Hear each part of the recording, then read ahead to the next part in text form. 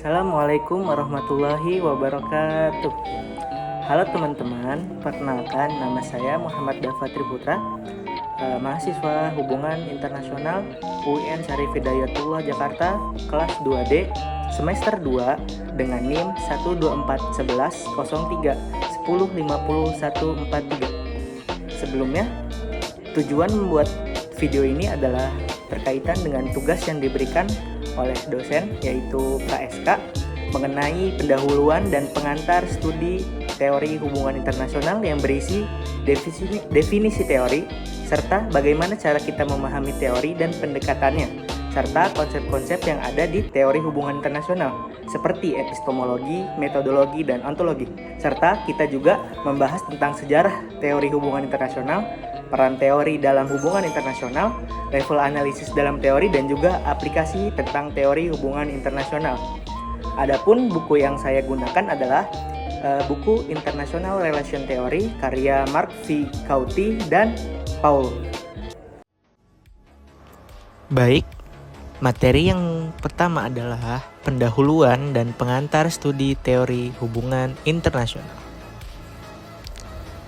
Setelah mempelajari dasar atau pengantar ilmu hubungan internasional, kita, para mahasiswa, akan dipersiapkan untuk melanjutkan pembahasan yang lebih mendalam, yaitu tentang teori hubungan internasional.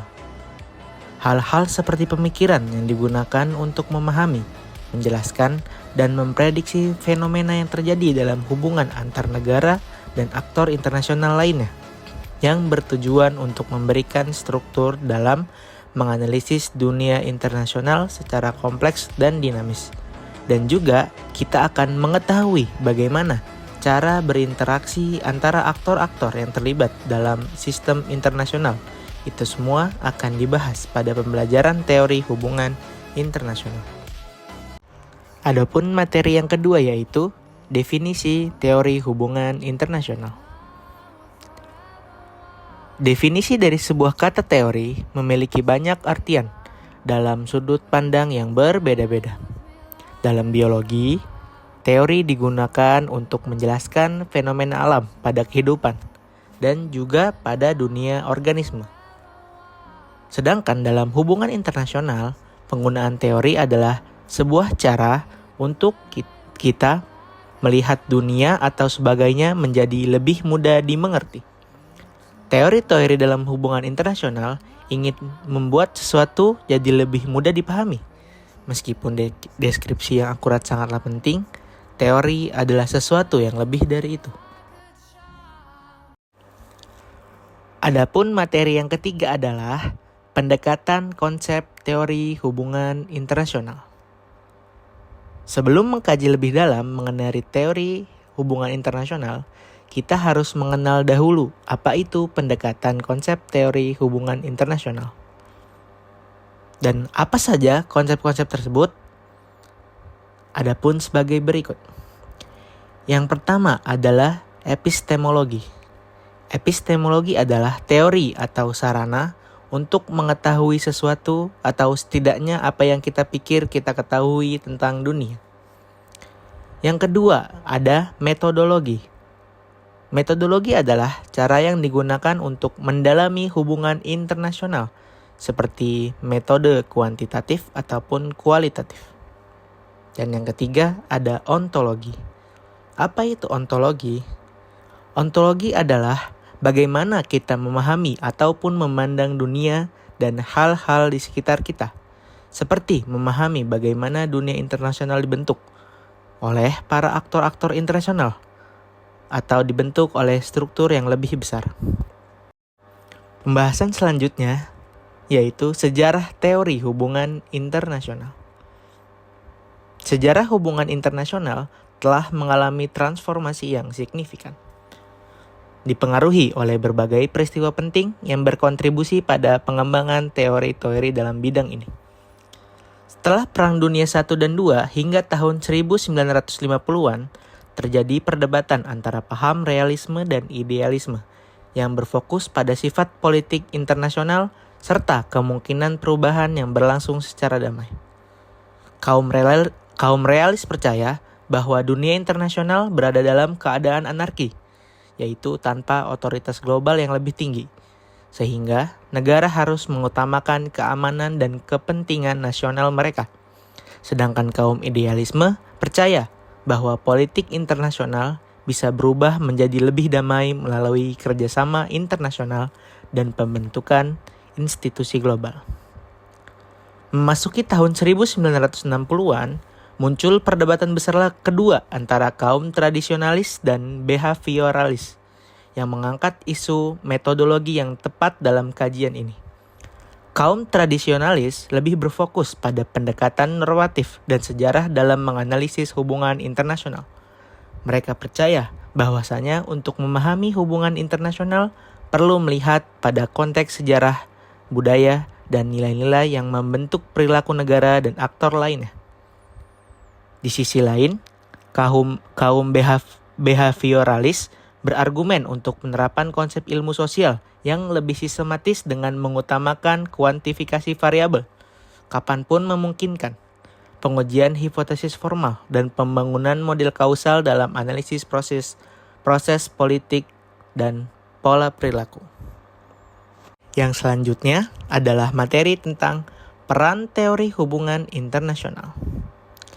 Teori dalam hubungan internasional dapat dipahami sebagai suatu metode untuk mempermudah pemahaman tentang dunia, atau setidaknya sebagian darinya. Dengan kata lain, teori ini membantu kita dalam memahami bagaimana aktor-aktor berinteraksi di arena internasional.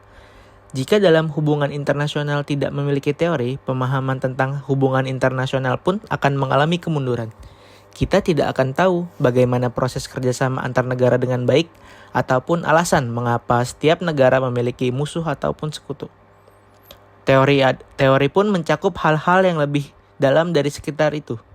Bagi banyak orang yang cenderung memiliki pemikiran ilmiah atau positifis, teori tidak hanya sebatas deskripsi.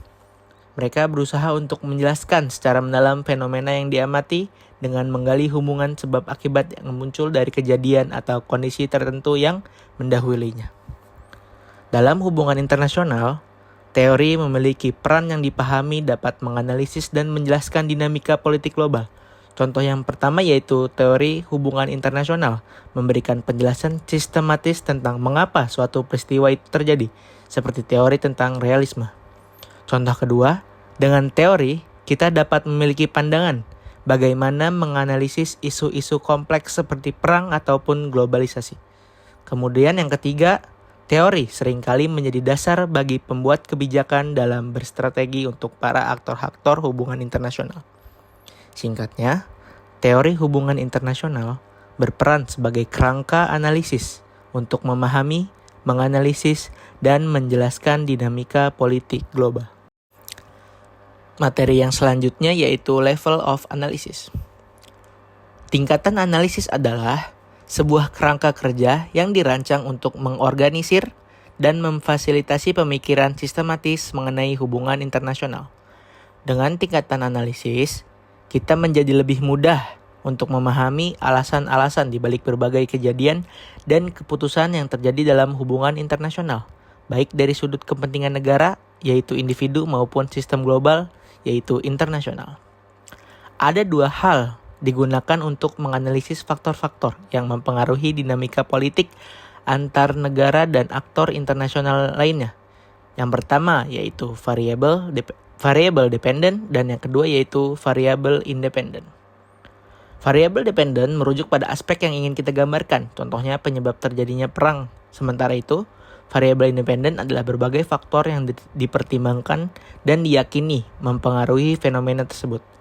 Analisis ini dapat dilakukan pada tingkat domestik, mencakup individu, kelompok, dan masyarakat, serta mempertimbangkan faktor eksternal yang mempengaruhi interaksi antar negara dan konteks sistem internasional. Setiap jawaban mencerminkan tingkat analisis yang berbeda, yaitu pada individu atau kelompok individu, negara dan masyarakat, serta perspektif internasional. Pada tahun 1961, pentingnya memahami tingkat analisis dalam studi hubungan internasional dibahas secara mendalam dalam sebuah artikel yang banyak dirujuk oleh J. David Singer. Singer berpendapat bahwa pemilihan tingkat analisis tertentu akan menentukan hal-hal yang akan diperhatikan dan diabaikan. Setiap level analisis cenderung menyoroti aktor, struktur, dan proses yang berbeda. Oke teman-teman, mungkin telah selesai pembahasan kita pada pembelajaran ini. Saya mohon maaf atas segala kekurangan dan kesalahan. Astagfirullah min qaulin bila amalin. Atas perhatiannya saya ucapkan terima kasih. Assalamualaikum warahmatullahi wabarakatuh. See you next time.